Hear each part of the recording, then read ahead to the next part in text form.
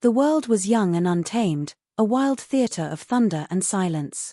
Long before words, before the idea of time, before even the spark of human thought, the earth breathed in rhythm with the sun and the slow turning of the stars. 4.7 million years ago, in the heart of what would one day be called Africa, the air was thick with heat and the scent of rain-soaked soil. Great beasts roamed the plains. Towering tusked elephants with shaggy hides, saber-toothed cats moving like ghosts through the tall grass, and immense herds of antelope spreading across the horizon like living rivers. And among them, hidden in the shadows of acacia trees and the crumbling cliffs, small groups of early humans, fragile, uncertain, yet destined, began their long battle to survive. They were not yet Homo sapiens. They were our ancestors in their earliest form, the Australopithecus afarensis, creatures walking awkwardly between two worlds. Their backs still remembered the forests, their feet still half adapted to trees, but their eyes were changing. Those eyes, wide and dark, watched the world with a spark that had never been seen before, curiosity. It was not intelligence as we know it, but something rawer, deeper, an instinct beginning to twist into thought. In that spark lay the seed of all that would follow, of fire, of language, of love and war and art. But for now, life was nothing but survival. Every sunrise was a challenge, every sunset a victory. In the golden dawn light, a small family of these early beings crept from the safety of their night shelter, a hollow at the base of a cliff where vines hung thick. The leader, a female named Oraka, moved cautiously, her nostrils flaring, scanning the wind for danger. Around her, 3 others followed, 2 adults and a child barely old enough to walk upright. Their bellies were empty. The night before, they had heard the distant roars of predators and the screams of prey. The land had fed some and starved others. Hunger was a constant companion, pressing always at the edge of thought. But this morning, the plains seemed still. The air trembled with the hum of insects and the distant cries of birds. Somewhere nearby, water shimmered, a river that promised both life and peril. Oraka led her family toward it. The ground beneath their bare feet was cool and damp, still holding the memory of the night's rain. She carried a stick, a branch stripped of leaves, rough but solid. It was not yet a tool in the modern sense, but in her grip, it was something new. An extension of will. She used it to push away brush, to test the mud, to strike at unseen things that hissed in the grass. When they reached the water, she knelt and drank, her reflection rippling, the face of an ancestor who did not yet know her own story. Around her, dragonflies hovered, their wings flashing like jewels. The child splashed, laughing, a sound more like a chirp than a word, but filled with the same joy that would one day echo in human songs. Above them, clouds began to gather again, dark and swollen, rumbling with distant thunder. The seasons were shifting, though they had no names for them. The earth itself was alive with change. Trees thickened their roots, the grasses grew taller, and creatures adapted or died. In these endless cycles of creation and destruction, Oraka's kind learned to endure. They learned the roots of rivers, the patterns of fruit-bearing trees, the dangers of certain valleys. They began to remember. That memory, passed through gesture and imitation, became their greatest weapon. One generation learned from another how to find water, how to avoid the hunting paths of great cats, how to recognize the smell of rot, a warning of death, or a promise of food left behind by predators. As the storm broke, rain poured down in sheets, drumming against their skin. The small group huddled beneath an overhang of stone. Lightning split the sky, bright, blinding, terrifying. The child whimpered, and Oraka pressed him close, her heartbeat steady against his ear. For the first time, she looked not just at the fire that fell from the sky, but at the strange, sharp brilliance of it. In her primitive mind, a question stirred, something between fear and wonder. It would take millions of years for that question to become a thought, and millions more for that thought to become discovery. But this was the first glimmer, the first gaze of awe at nature's power. When the storm passed, the land glittered with freshness. The rivers ran high, and the air smelled of wet earth and lightning. The family emerged, hungry but alive. They moved across the plain, their footprints mixing with those of hyenas and ancient elephants, soon to be washed away. But each step mattered, every instinct, every choice, Every breath was a thread in the vast tapestry that would one day form humanity. Above them, the sun burned through the retreating clouds, casting long shadows. Oraka paused and looked back once, toward the cliffs and the dark forests beyond. Something inside her, a feeling that had no word, made her lift her face to the light. It was neither prayer nor thought. It was life itself, awakening. Far away, unseen and unimaginable, the future waited, a world of tools, of fire, of speech and song. But for now, in this dawn before memory, survival was the only truth. Every heartbeat was a defiance against extinction. Every sunrise was a promise whispered into the bones of time: we will endure. We will become. The sun climbed higher over the endless savanna, and the wet ground began to steam. The world glittered, alive again after the storm's fury. Across the plains, life stirred, great herds of beasts shaking the rain from their hides, birds cutting through the clean air, insects swarming over pools left by the downpour. From the high ridge where Oraka's family had taken shelter, the vastness of their home spread before them. A golden sea of grass, broken only by thorn trees, scattered boulders, and the winding silver of the river that sustained all living things. To them, this land was not a world to conquer but a spirit to appease, though they had no word for spirit yet, only an instinct that told them when the air was good, when the earth was angry, when the silence before a predator's approach meant danger. By midday, hunger gnawed again. The storm had passed, but with it went much of the easy prey that small creatures like Oraka's kind could catch. The family fanned out, moving slowly, watching for movement. Every sound, a snapping twig, a distant cry, made them freeze. Their senses were sharp, the world demanded nothing less. Oraka spotted something, a carcass lying half-buried near the riverbank. Flies swarmed it, and the smell of death clung thick in the air. She approached cautiously, crouching low, her nostrils twitching. A zebra, or the ancient kin of one, lay torn open, ribs gleaming white in the sun. It was a predator's kill, half-eaten, abandoned after the storm. Danger was near. She scanned the grass. No lions, no hyenas. For a moment, the world held its breath. Then, with a growl low in her throat, Oraka stepped forward. The others followed, drawn by the scent of flesh. They were scavengers, not yet hunters, survivors feeding on what the powerful left behind. Her hands tore at the meat, warm and tough, and she chewed quickly, her teeth working hard.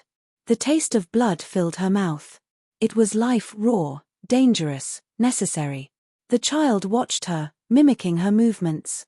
When he struggled to tear a piece loose, Oraka picked up a sharp fragment of stone, jagged from where the river had broken it. She used it instinctively, sawing through sinew. The sound, the scrape of stone against bone, caught her attention. She paused.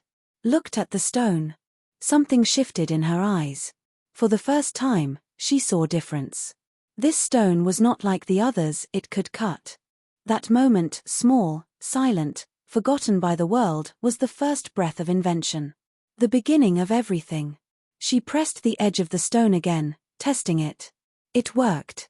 Her mind, not yet shaped for words, began to form an understanding that lived in her muscles and her breath. This helps. When she passed it to the others, they copied her, breaking more stones, trying, failing, trying again.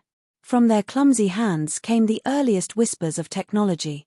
In their actions lay the first spark of knowing that the world could be changed, shaped, bent to their survival. As the day burned on, they carried the meat back toward the cliffs. The smell drew other creatures, vultures circling, hyenas skulking in the distance. But Oraka's group stayed close together, moving with purpose. At the cliff base, they crouched in the shade, sharing what they had found. The child laughed as he gnawed on a bone, his small face streaked with red. One of the males, broader, scarred, with thick black hair, cracked the bone open and sucked the marrow, grunting with satisfaction. The taste of fat, the richest of foods, lit up their senses with strength. For a moment, their hunger was quieted. The wind shifted, carrying the smell of smoke, faint, distant. Fire. They did not make it yet, but they feared it and revered it. It belonged to the sky, to the storms that cracked open the world. When lightning struck dry trees, they would watch from afar as the flames devoured the forest, their eyes reflecting the red glow. Something about it called to them, destruction and warmth, fear and fascination intertwined. That night, as darkness fell and the sounds of predators echoed across the plains, they huddled close together, and Oraka's gaze drifted toward the horizon where the faint orange glow of a wildfire pulsed. Her hand rested on the sharp stone she had found. She did not know it, but both would shape the future, stone and fire, mind and will. The night grew cold. The wind carried voices, not words, but murmurs, soft guttural sounds that meant warning, comfort, belonging. Language was not yet born, but emotion was. They touched, leaned against one another, shared warmth. Their hearts beat in rhythm with the wild, prey and predator alike, bound by the same hunger to live another dawn. Above them, the stars burned fiercely, the Milky Way arcing like spilled ash across the heavens. They did not know the sky, but they felt it, the infinite watching over the fragile. As Oraka drifted into half-sleep, the world whispered through her dreams, flashes of light, water, thunder, the faces of her kin. Her mind stitched patterns in the dark, remembering, connecting. Deep inside that small brain, a miracle was unfolding, the slow bloom of consciousness. It was not reason yet, but it was the start of imagination, the first flicker of thought that said what if. The very thing that would one day lead humans to paint caves, build homes, and look up at the stars with questions rather than fear. Far from their shelter, another group of early hominids stirred. The plains were vast, but tribes sometimes crossed paths, not in peace. Competition for food, for territory, for water was fierce. When their shadows met under the burning sun, violence would erupt, primal and raw. But it was through such struggle that strength was honed. The weak perished, the careful endured. Evolution had no mercy, only purpose. The world was the forge, and they were the sparks. When dawn returned, the sky was pale and cool, streaked with the pink of new light. Oraka woke first. Her breath steamed in the cold air. She looked at the sleeping forms of her family, then at the stone tool in her hand. She did not know that she held history itself. She rose and stepped out onto the plain, watching the first rays spill over the grass. The world was vast, and she was small, yet her shadow stretched long as though the future itself followed her footsteps. In the stillness, the first consciousness of human destiny breathed quietly through the wind. And so began the second age of awakening, when the world was not just endured, but understood. When survival was no longer only reaction, but the beginning of creation. The rains did not return. Weeks passed, then moons, and the land began to change. The river that once shimmered like silver across the plain had shrunken to a thin, muddy scar. Grass turned brittle beneath the sun's relentless stare. The air grew heavy with dust and silence, a silence thick with death. Each morning, Oraka's family woke to the groan of a dying world, trees splitting from thirst, vultures circling above, the distant cries of beasts fighting for the last pools of water. The season of hunger had come, the great test that would decide who would endure and who would vanish into the bones of time. At first, they survived on memory. They followed the old roots to where fruit trees had once grown, but their branches now hung empty. They dug for roots with sticks, scraping the dry earth with blooded fingers. Insects became precious food. They cracked open logs to find larvae, bitter but full of strength. The males hunted small lizards, their reflexes fast but their catches few. The young one, the child whose laughter once filled the cliffs, cried now without sound, his small belly hollow, his eyes dim. Hunger was not merely a feeling, it was a shadow that followed every step, every breath. But survival demanded more than endurance, it demanded change. And change was stirring in them, quiet as breath. The sharp stone Oraka had found weeks before had become part of their lives. They carried such stones now, chipped and broken, each shaped by trial and repetition. When they scavenged carcasses, the edges cut deeper. When they dug roots, the soil gave way faster. They had not invented tools, they had become them. The line between body and object blurred, and the world, for the first time, was something they could shape rather than suffer. That shift, that tiny rebellion against nature, was the first whisper of domination, the faint echo of a species learning to rise. One dusk, as the horizon bled red with the setting sun, Oraka saw movement across the plain, a herd of small antelope, thin but alive. Her eyes sharpened. The wind was in her favor, carrying their scent away. She crouched, silent, studying them. Instinct guided her, but something deeper guided her kin, an early form of strategy. She motioned with her hands, a silent gesture that the others somehow understood. They split, circling low through the grass. It was clumsy, uncoordinated, yet purposeful. For the first time, they were not scavenging, they were hunting. The world seemed to slow, the pounding of her heart, the rustle of the grass, the scent of sweat and fear mingling. Then, a sudden burst, the herd scattered, panic exploding through them. The males leapt forward, arms raised, shouting guttural cries that startled the prey into confusion. Oraka lunged with her stone, slashing at the flank of one that stumbled. Blood sprayed across the dust. The creature fell, kicking, screaming its last breath. When it stilled, the group stood around it, panting, stunned. Victory. Not by chance, but by intention. And with that kill, the first hunters of the human story were born. They tore into the meat under the rising stars, their faces smeared red with triumph. Fire had not yet been tamed, but heat burned in their chests, the heat of creation. As they ate, Oraka's eyes glimmered with something more than satisfaction. Pride. The understanding that they could make life yield. That survival could be won, not just endured. This moment, a single hunt, forgotten in the dust, would ripple through the veins of countless generations. From it would grow the spirit of invention, of conquest, of civilization. But for now, it was simply food, blood, and breath. In the following days, the tribe began to move, following the fading herds northward toward the scent of green. Migration had begun, though they had no name for it. Every footstep became a prayer to endurance. The heat was merciless, the ground cracked beneath their feet.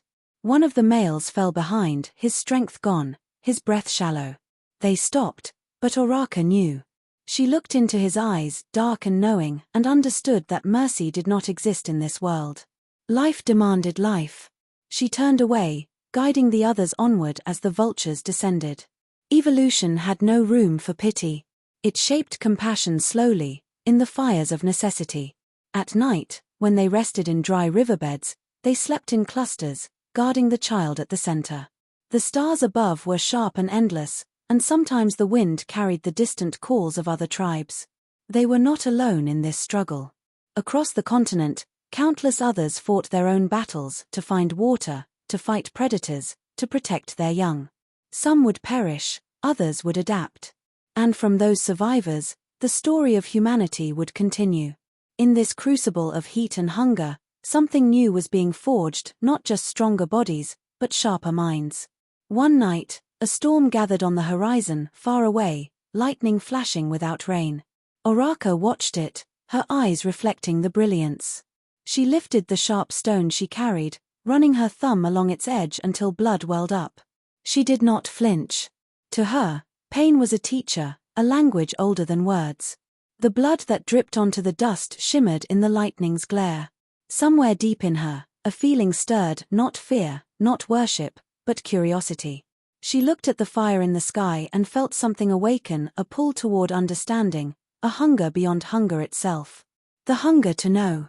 Days later, the first drops of new rain fell, slow, heavy, miraculous. The earth drank greedily. Green began to return to the edges of the plains. The tribe lifted their faces, feeling the coolness against their cracked skin. They had survived the hunger season. But they were not the same as before. They had hunted. They had learned. They had changed. In their simple, instinctive way, they had crossed a threshold from creatures who endured nature to beings who shaped it. And though millions of years still stood between them and what would one day be called humans, the path was now clear.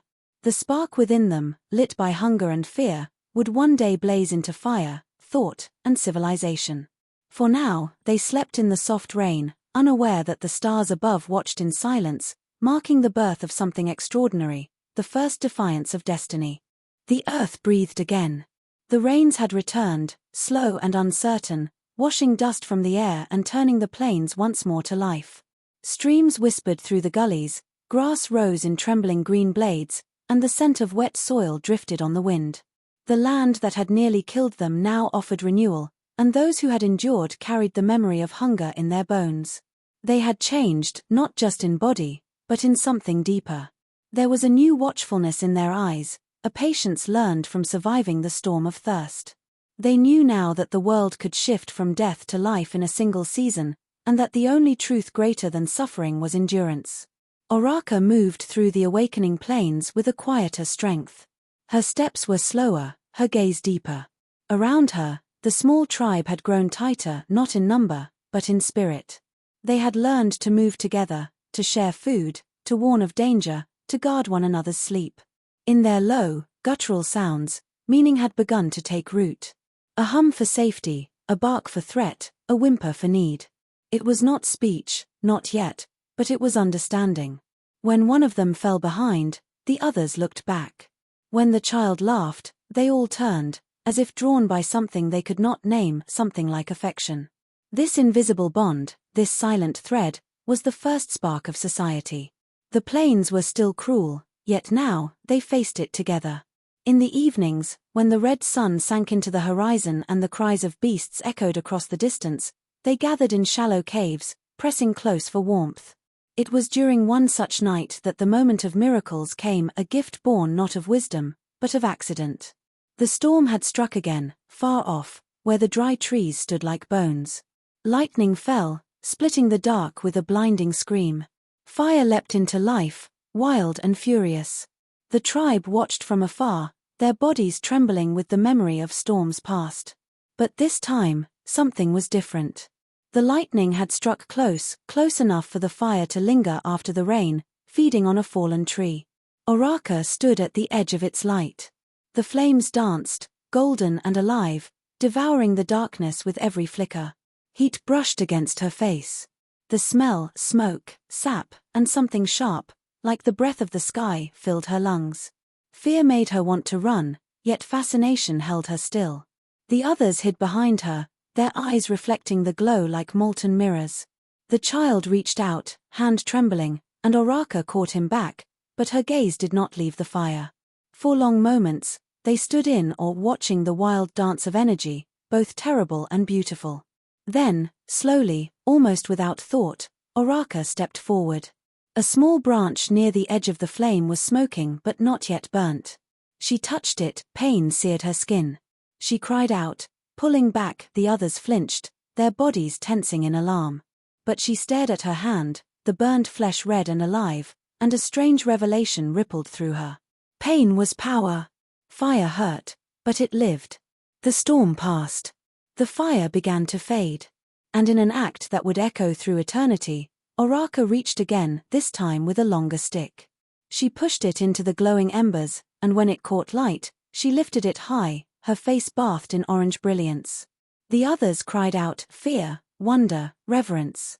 The night around them came alive, shadows fleeing the glow. For the first time in history, a creature not of lightning or storm held fire in its hands. The night that followed was different from all nights before. They did not sleep.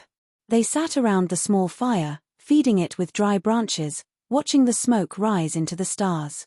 The warmth sank into their bones, pushing back the cold that had always ruled their nights. Around the fire, their faces shone, eyes reflecting light that had never before belonged to them. Predators, smelling the smoke, stayed away. For once, they were not prey, but masters of their own small circle of the world. The fire was more than heat, it was security. It was the first line drawn between fear and safety, between dark and light. It was the first home. That night, beneath the stars, Oraka's tribe changed again. They shared food, no longer tearing and fleeing, but passing the meat from hand to hand. They played, mimicking gestures, laughing their low, breathy laughs. The child, sitting close to the fire, began to hum a rhythmic sound, meaningless yet comforting. The others joined, and for a moment, the cave filled with the first music of humankind, the pulse of belonging. The fire flickered to their rhythm, sparks rising like tiny spirits into the dark. The line between fear and joy blurred, and something ancient, deeper than instinct, took hold. It was emotion, the first shape of love. Days passed, and the fire became their heart. They carried embers in hollowed stones when they moved, protecting it as one might protect life itself. They learned to keep it alive with dry grass, to feed it, to watch its moods, gentle or fierce, kind or cruel. Around it, stories began, though they had no words. Gestures, sounds, and eyes told tales of storms survived and beasts defeated. The old male with the scar would mime the hunt, the child would mimic the lightning that had fallen from the sky. In these performances lived the seed of memory, of culture. From that glow of firelight began the first storytelling, the first shared consciousness. One evening, Oraka sat alone at the fire's edge, her face calm, her eyes reflecting the flame. The child slept against her side, breathing softly. She gazed into the burning embers and saw movement, faces, beasts, the shapes of the land, flickering in and out of light.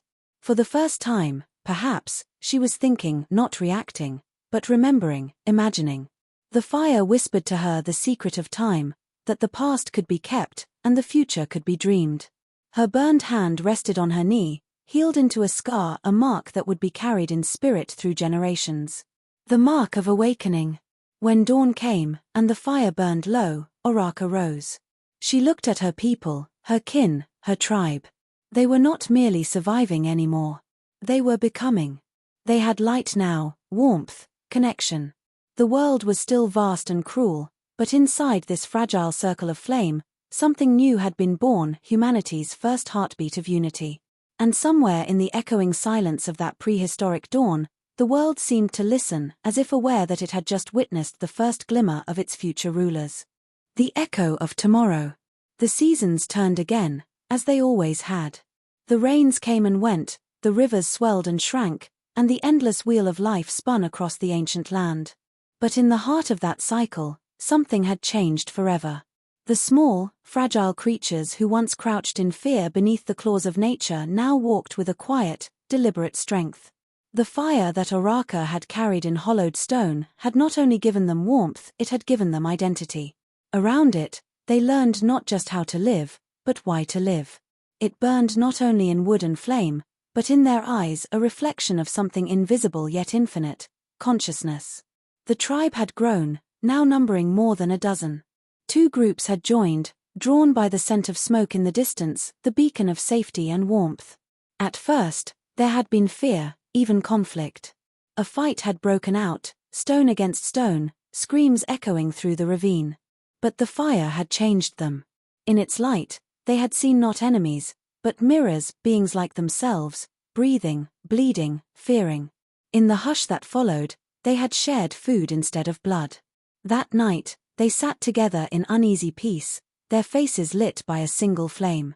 It was the first alliance, the first step toward what the future would call society.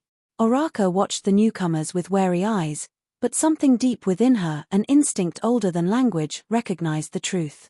Together, they were stronger. She had seen too many fall to hunger, to beasts, to cold.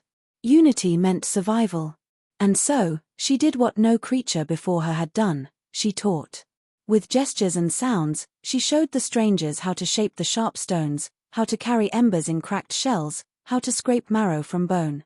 They watched, learned, imitated. Knowledge had begun to flow not through bloodline, but through teaching. The invisible inheritance of humankind had begun, the sharing of wisdom. Days became moons, moons became seasons. The children born during the hunger season grew stronger. Their limbs were surer, their eyes brighter, their cries louder. They played with sticks and stones, mimicking the hunts of their elders, learning before they knew what learning was. The world itself seemed to take notice.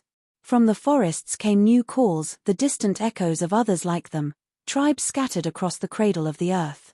The first migrations had begun. The story of humankind was no longer bound to one river or one valley. It had begun to spread, like fire catching the wind. But survival was still a merciless teacher. One evening, the scent of smoke carried through the air not from their fire, but from the dry grass burning to the south. The sky turned red, thick with the breath of flame. The tribe ran, clutching their young, their embers, their tools. The forest roared, trees collapsing in waves of fire and ash.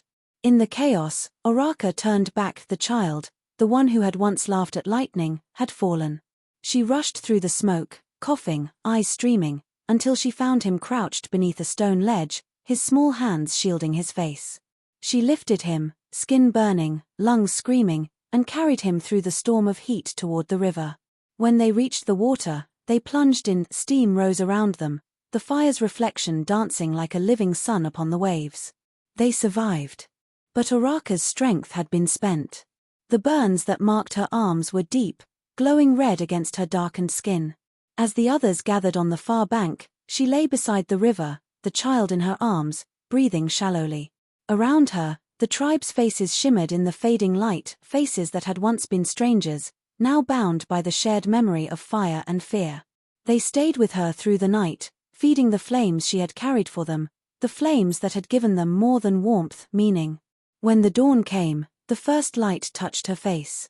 The wind whispered through the grass, cool and clean, as if the earth itself paused to remember. The child stirred beside her and looked up, the fire still burning nearby, smoke rising toward the pale sky.